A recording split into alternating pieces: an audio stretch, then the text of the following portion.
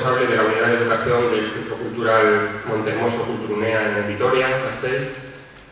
Ha participado en propuestas que intentaban generar otros modos de relación y producción, como las jornadas Situación de Emergencia, puesta en marcha desde ABAM Crack en Madrid Procesos, Ganarse la Vida, ¿no?, con el colectivo Casita.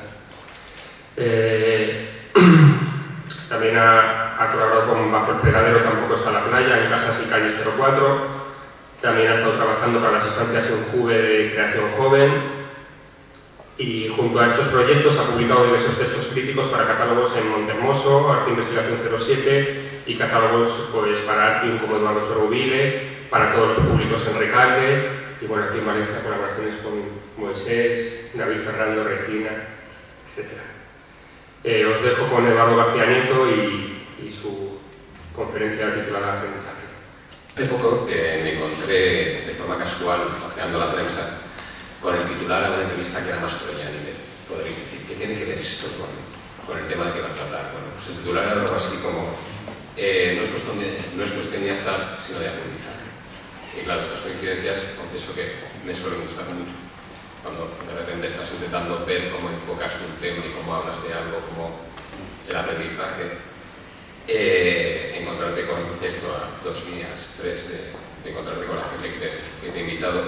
Y bueno, pues empecé a darle vueltas a la idea del azar, el azar me condujo a la suerte, como no, y pensé pues en la suerte de haber podido conocer pues, a gente de otro espacio, a Regina, a Miguel Ángel, a Jujo, a David y a Greta, y la suerte de que me invitasen y estar hoy aquí, también a todas las personas que están apoyando el proyecto como Román, y por supuesto a todos los que estáis aquí dispuestos a escucharme durante 40 minutos. O sea, que si alguien me quiere controlar un poco el tiempo, pues despidiendo y más, le estaría muy agradecido.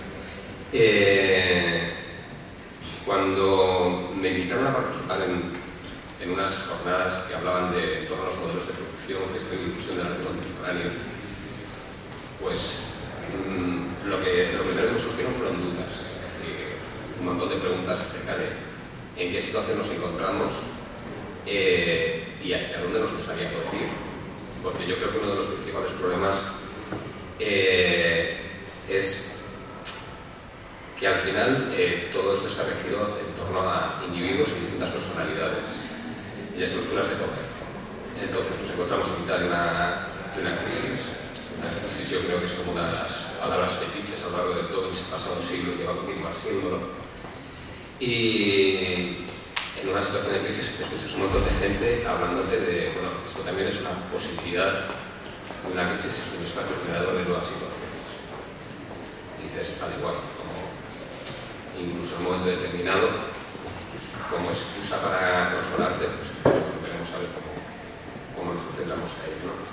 Entonces, bueno, después de pensar en torno a la situación de crisis y a la idea de modelos de gestión, producción, difusión de arte contemporáneo, llegué al aprendizaje. ¿Por qué?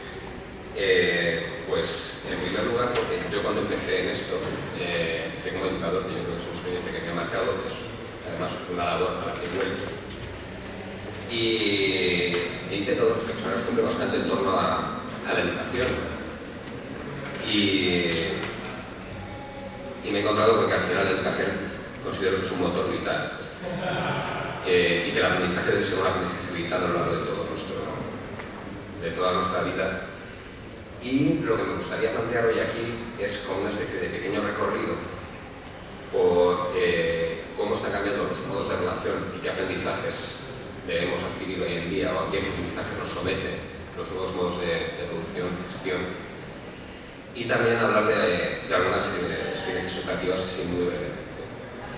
Entonces, bueno, como esta idea de aprendizaje continuo, vital, bidireccional, que además es un problema que tenemos por la educación que hemos recibido, siempre pensamos que el aprendizaje debe ser algo unidireccional, alguien que debe enseñarte cómo debes, qué conocimientos debes adquirir o cómo debes comportarte, y alguien que simplemente recibe esa información. Nunca pensamos que es algo enriquecedor entre ambas partes. Siempre, yo lo veo todavía hoy, ¿no? Cuando te viene algún grupo, es como, bueno, ¿y qué les vais a enseñar a los niños? ¿O qué le vais a enseñar al grupo?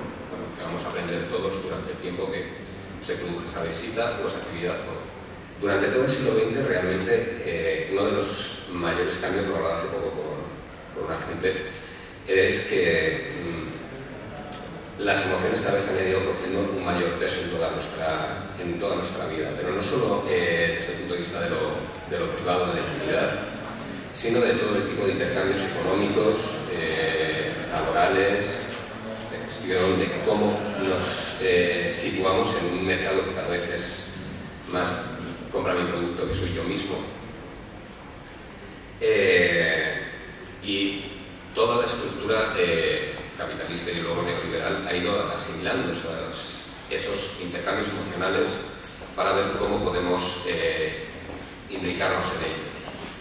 Ahora ya, para hacer una entrevista de trabajo, no se considera cuál es tu valía por tu currículum, sino tus capacidades psicotécnicas acompañadas a un currículum. Para enfrentarte a situaciones laborales, de ver cómo una serie de profesionales plantean soluciones, intentan realizar un workshop, te tienen mareando de una mesa a otra, para, con distintas dinámicas, ver realmente ese aspecto creativo que todos llevamos, cómo nos relacionamos entre nosotros. Entonces, bueno, ha habido algunos sociólogos que incluso han estudiado todo el tema de las emociones dentro del nuevo capitalismo, el capitalismo de las emociones, como Eva Illouz, que tiene una publicación que recoge 3 conferencias que se llama Intimidades congeladas y que plantea cosas que yo creo que con las que nos podemos identificar. Por ejemplo, afirma que el yo interior privado nunca tuvo una representación tan pública ni estuvo tan ligado a los discursos y valores de las esferas económicas y políticas.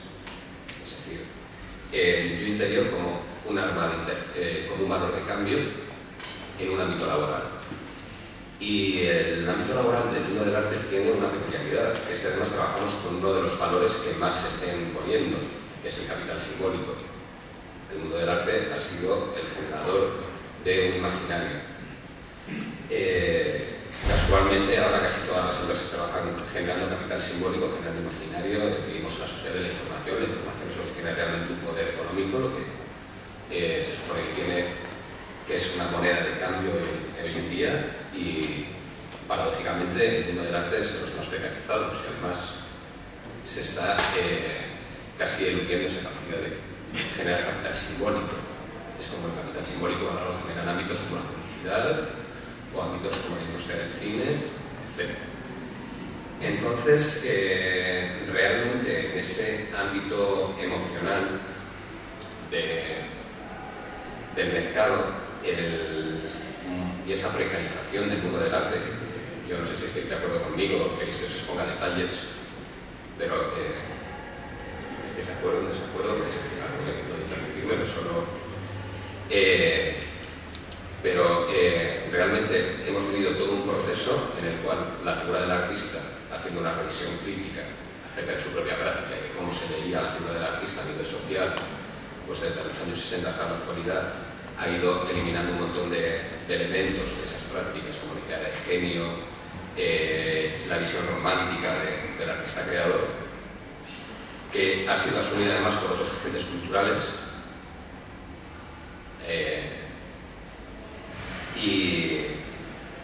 y además pues con esa idea de, bueno, tú produce, no sabemos cómo, pero que nosotros pues vamos a hacer una exposición, que eso siempre te va a ayudar en tu currículum, que vas a vender más, etcétera. Se ha ido precarizando muchísimo esa situación, y luego con otro fenómeno que es el arte emergente. Conviértete en un trabajador joven, un estilo definido en el mercado, parece que va a ir a más, pero que a partir de los 35 no sabemos muy bien qué va a ser de tu producción ni de tu vida. Entonces, bueno, tras ese primer inicio tras este ámbito de precarización y estas relaciones cada vez interpersonales más fuertes, porque además cómo se valora a un artista o a un productor cultural, a un comisario, un director de museos, cada vez por valores mucho más emocionales, o sea, que siguen jugando mucho con el ideal romántico de cómo debe ser un artista, cómo debe comportarse un artista, pero además de las habilidades sociales que tiene para moverse en una red cada vez más vinculada a toda esa idea del encuentro, el evento